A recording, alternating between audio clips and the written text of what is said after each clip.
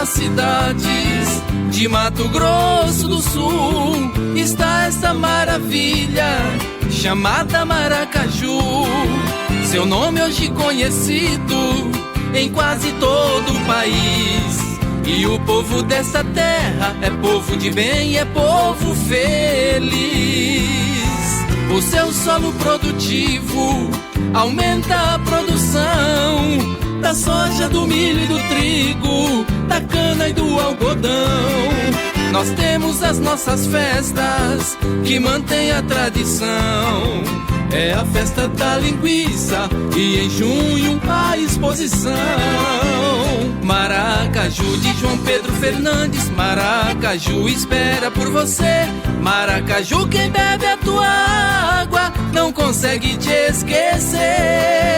Maracaju do Rio Santa Gertrudes, do Cachoeira e do Montalvão. É muito gostoso dizer, eu sou maracajuense de coração.